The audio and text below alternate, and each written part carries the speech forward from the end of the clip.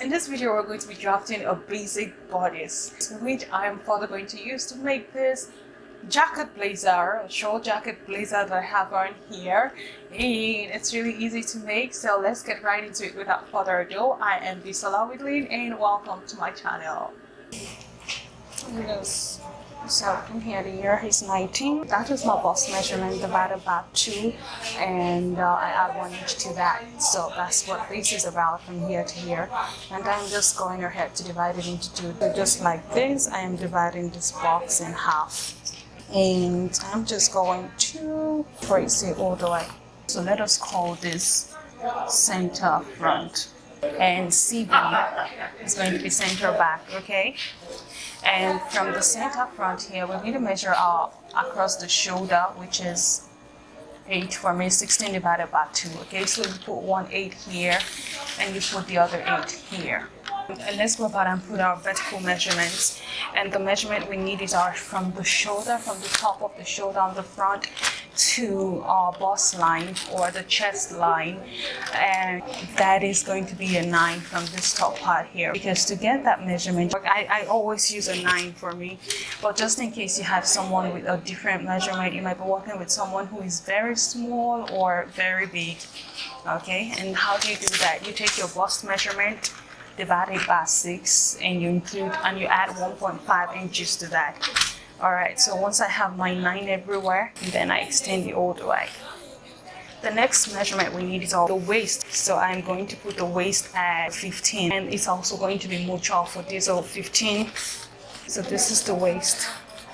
So let us call this our chest line, and let us call this our waist. And you know that from the top to 25, I just like mine to be 25. 25 works for me as for many dresses, okay? But I know that this is my half length 15, and we're drafting this without any seam allowances now.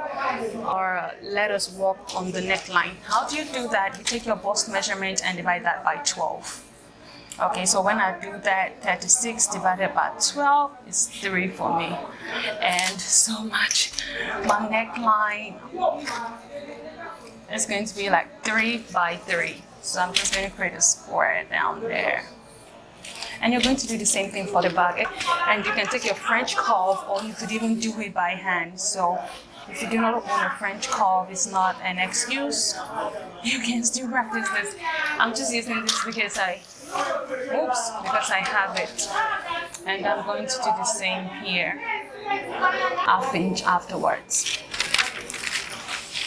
Alright, so we have our neckline, and we have our front neckline and our back neckline, which of course we can always alter to do whatever we want. And we have our chest line and the waistline, and we have this dot here, or this dash here, that kind of like represents across the back measurement. The next thing you do is extend this across back measurement all the way until you touch your chest line, okay? Because we're trying to create our armhole, and that is one way we can do that.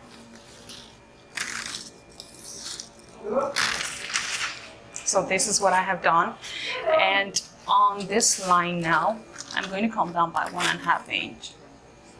When I'm just doing freehand, I usually just do 1 really, and now I'm going to connect it from that. This is like our shoulder slope now, because our shoulders are not straight, you know. So yeah, and now we still don't have our armhole, right? And that's what we're trying to create. How to do that? From the front, I just go up from the chest line by 2 inches, and on the back line, what I do is just go halfway from here up to this part. So that's 4 here, so I have 4 here. On the front, I'm going to come in by 0.75 somewhere here, and on the back, I'm going to just go in by ½ inch. Okay, somewhere here. So now I connect this to this, just like this. Do the same for the front. So long as you know all these steps, you could really do it in any order. Okay, so on the chest line now, from the front, I'm going to measure my bust measurement and divide that by 4, because this is 1/4, 1/4. So this is like half of my body.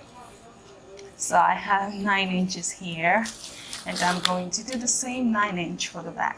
Now I can create my curve just by bringing this up to this point here. I just like to set my curve in a way that it continues from this mark here.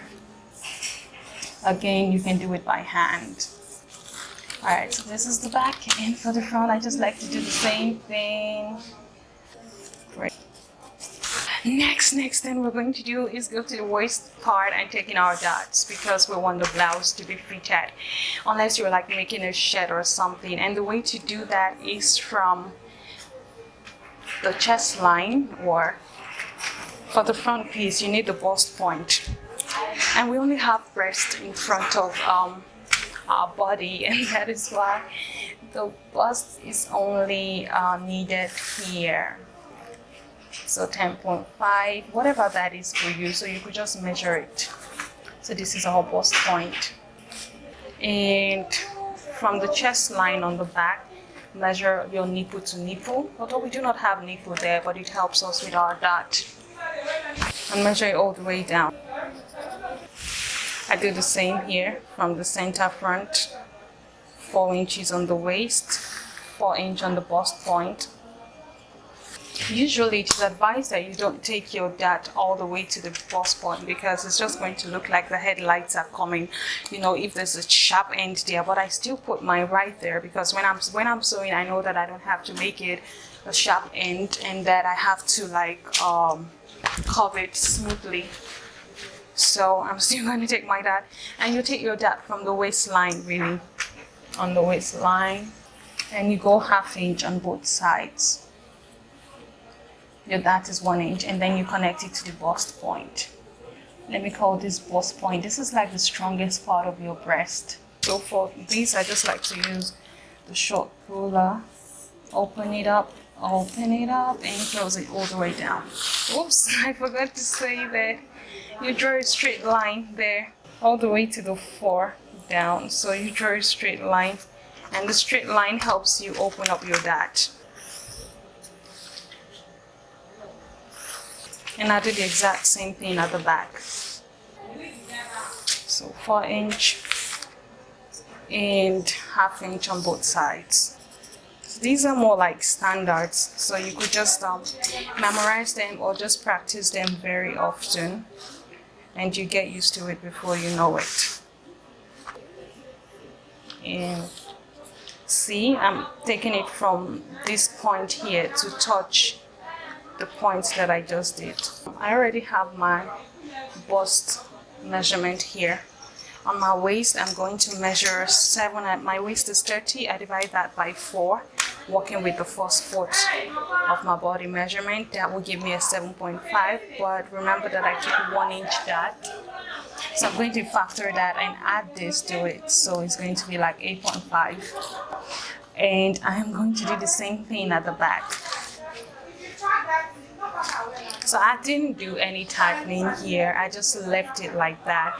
I don't know if I should, but I should mention that if you want to use this for like a blouse, it's nice for you to like come in here by 1/2 inch and just tighten it so that there are no puffs or anything. But I will mostly use this for a shirt, and I do not need any tightening on my shirt, so I'm just going to leave it this way. And then I can take my measurement right from here.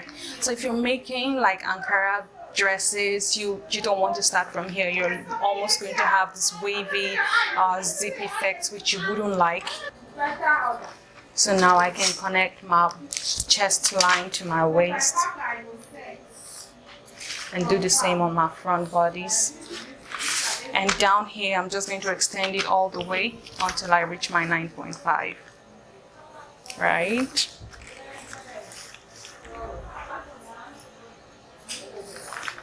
So I know that this is my body, and anytime I make a garment with this, it's just going to fit me perfectly. You can take a curve to like give it a curve. Okay, so this is it. This is just a basic bodice with dots, basic as basic can be. And yeah, we're going to create a matching slip for this. Perhaps I should go ahead and just write here, basic bodice. Thank you so much for watching this one. If you haven't subscribed, I would like for you to consider subscribing and turning on the notification bell just so that you don't miss out on any of my videos, and you know you can expect a new video every week. And I will see you next time. Bye.